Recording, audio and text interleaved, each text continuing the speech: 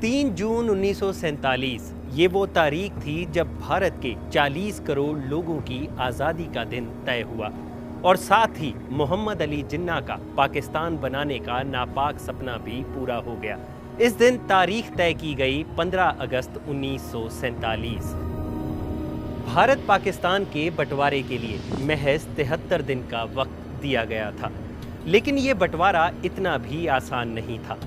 जमीन का बंटवारा, कौमों का बंटवारा, दरियाओं का बंटवारा, भारत में पड़े नकदी नोट का विभाजन, इसके अलावा रिजर्व बैंक के तहखाने में पड़ी सोने की ईंटें, मैले कुचैले नोट और भारत के सुदूरतम नागा आदिवासियों के इलाके में एक बंगले में डिप्टी कमिश्नर की संदूकची में पड़े एक एक डाक टिकट का बंटवारा होना था।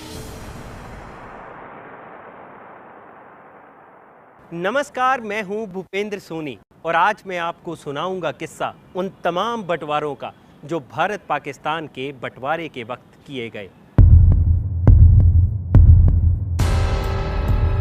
भारत पाकिस्तान के बंटवारे का ये किस्सा बयां किया गया है डोमिनिक लेपियर और लैरी कॉलिंस की किताब फ्रीडम एट मिडनाइट में।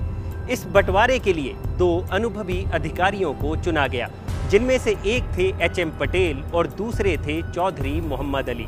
इन दोनों अधिकारियों के नीचे कई छोटे बड़े अधिकारी थे जो अलग अलग जगहों से रिपोर्ट्स बनाकर इन दोनों अधिकारियों के पास भेजते थे।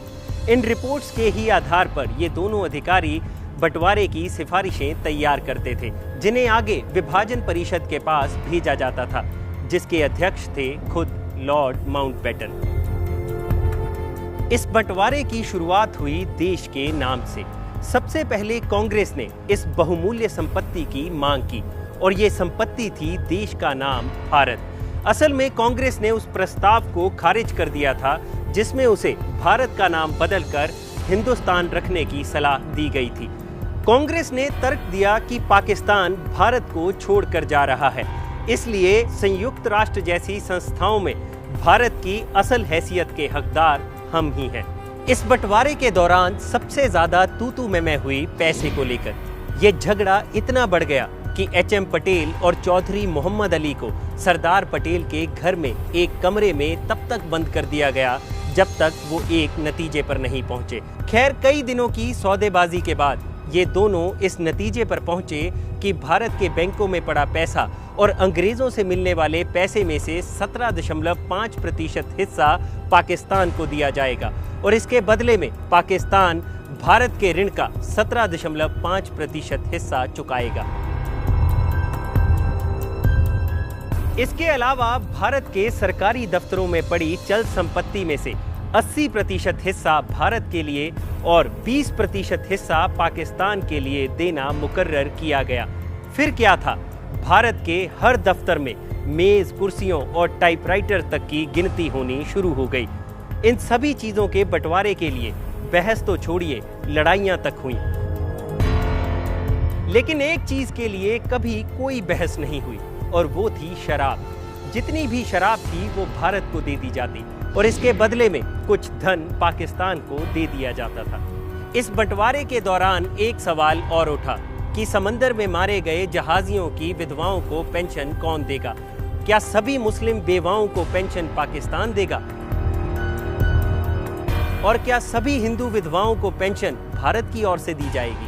यही नहीं, भारत की 18,077 मील लंबी सड़कों में से 4,913 मील सड़क और 26,421 मील रेल लाइनों में से 7,112 मील की रेल लाइन पाकिस्तान के हिस्से में आई, जिसके बाद ये बहस छिड़ गई कि इन महकमों की मशीनरी जैसे बुलडोजर, रेल इंजन और बाकी सामान आदि दोनों मुल्कों में तय किए गए 80 और 20% के आधार पर बांटा जाएगा या फिर जिसके हिस्से में जितनी सड़कें और रेल लाइनें आई हैं उस आधार पर बांटा जाएगा।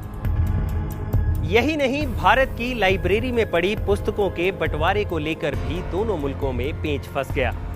एनसाइक्लोपीडिया ब्रिटानिका को भारत और पाकिस्तान में इस तरह बांटा गया कि पहला खंड भारत को दिया गया, फिर दूसरा खंड पाकिस्तान को दिया गया, फिर तीसरा खंड फिर से भारत को दे दिया गया। यहाँ तक कि लाइब्रेरी में पड़े शब्दकोश को भी आधा आधा फाड़कर भारत पाकिस्तान में बांट दिया गया। बंटवारे की इस प्रक्रिया से एक चीज को बाहर रखा गया और वो था भारत का गुप्तचर विभाग। भारत के गृह विभाग ने दूरदर्शिता से फैसला लिया कि भारत के गुप्तचर विभाग में किसी तरह की कोई कमी नहीं की जाएगी और उसके अफसर इस बात पर अड़े रहे कि इस विभाग की एक फाइल तो छोड़िए, स्याही तक भी हम पाकिस्तान नहीं जाने देंगे।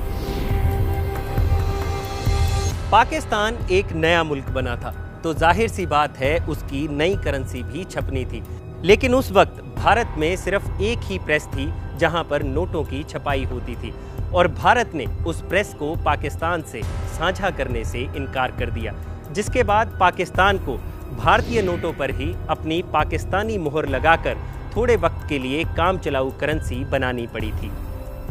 बंटवारे का माहौल इतना चरम पर था कि कुछ पाकिस्तानी मुसलमान चाहते थे कि ताजमहल को तोड़कर पाकिस्तान भिजवा दिया जाए, तो वहीं कुछ हिंदू साधुओं का कहना था कि सिंधु नदी जिसके तट पर बैठकर वेद लिखे गए थे वो किसी भी हालात में भारत को ही मिलनी चाहिए।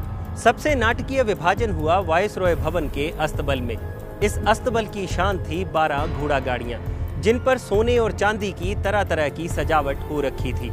इन गाड़ियों में वायसरॉय और उनके मेहमानों को दिल्ली की सैर करवाई जाती थी, लेकिन इनमें से 6 गाड़ियों की सजावट सुनहरी थी और 6 गाड़ियों की सजावट रुपहली थी और इन 6 गाड़ियों के सेट को तोड़ना भी बड़ी दुखद बात होती। इसलिए माउंटबेटन के एडीसी पीटर हॉज ने यह तय किया कि सिक्का उछालकर इस बात का फैसला किया जाएगा कि किसके हिस्से में सुनहरी गाड़ियां आएंगी और किसके हिस्से में रुपहली। इसके बाद जब वो सिक्का खनखनाता हुआ अस्तबल के फर्श पर गिरा तो भारत की तरफ से कमांडर मेजर गोविंद सिंह उछल पड़े। सुनहरी गाड़ियों का फैसला भारत के हक में हुआ था, लेकिन इसके अलावा एक और दिल पसीज देने वाला बंटवारा अभी बाकी था। ये बंटवारा था उन लाखों मुसलमानों, हिंदुओं और सिखों का जो भारत की गौरवशाली संस्था भारतीय सेना का हिस्सा थे। भारतीय सेना के 2/3 सैनिक भारत के हिस्से में आने थे और 1/3 सैनिक पाकिस्तान के हिस्से में। बाकी चीजों की तरह इन वीरों का बंटवारा भी तय था और इसके साथ ही 25 लाख सैनिकों की उस गौरवशाली परंपरा का अंत हो जाना था। जुलाई के अंत में भारतीय सेना के अधिकारियों को एक फॉर्म दिया गया जिसमें उन्हें लिखना था कि वो भारत के साथ जाना चाहते हैं या पाकिस्तान के साथ। हिंदू और सिख फौजियों को इस फॉर्म से कोई समस्या नहीं थी, लेकिन वो मुसलमान फौजी जिनका बंटवारे के बाद घर बार भारत में छूट जाने वाला था, उनके लिए ये कागज का टुकड़ा शूल बन गया। इसी पीड़ा से गुजर रहे थे मेजर याकूब खान, जो रियासत रामपुर के रहने वाले थे। सारी रात वो अपने घर की यादों को सीने से लगाए ये सोचते रहे कि आखिर करें तो करें क्या, लेकिन अंत में उन्होंने अपने दिल पर पत्थर रख पाकिस्तान को चुना और अपनी माँ और परिवार को छोड़कर पाकिस्तान जाने का फैसला लिया। अगली सुबह बेटे को घर से रुखसत करते हुए माँ ने उसे कुरान के नीचे से गुजारा और वो पवित्र किताब उसके हाथ में दे दी और साथ ही उसके सर पर से कुछ पढ़कर भी फूंका ताकि उसकी दुआ हमेशा उसके बच्चे के साथ रहे। मेजर याकूब खां को लग रहा था कि वो अपनी माँ से मिलने आते जाते रहेंगे, लेकिन उनका ये सोचना गलत था। वो ना तो कभी दोबारा अपनी माँ से मिल पाया और ना ही कभी अपने पुश्तैनी घर वापस लौट पाया। इसके कुछ ही महीनों बाद वो कश्मीर में पाकिस्तानी बटालियन की अगुवाई कर रहा था और जो भारतीय फौज की टुकड़ी उसकी बटालियन से लोहा ले रही थी, उनमें एक टुकड़ी गढ़वाल रेजिमेंट की भी शामिल थी। उस रेजिमेंट के कमांडर भी याकूब खां की तरह मुसलमान ही थे, लेकिन फर्क सिर्फ इतना था कि उन्होंने साल 1947 में अपनी मातृभूमि भारत को चुना और ये विडंबना ही थी कि वो भी रियासत रामपुर के ही रहने वाले थे। याकूब खां की तरह उनके नाम के पीछे भी खां ही लगता था और उनका नाम था यूनुस खान, जो याकूब खान के बड़े भाई थे। 2 मुल्कों के बंटवारे ने 2 सगे भाइयों को युद्ध के मैदान में एक दूसरे के सामने लाकर खड़ा कर दिया था। अगर आपको हमारा ये किस्सा पसंद आया है तो इसे लाइक और शेयर करना मत भूलिएगा और जानकारी से भरे हमारे ऐसे ही वीडियोस देखने के लिए आप YouTube पर सर्च कर सकते हैं हमारा शो किस्सा आज तक।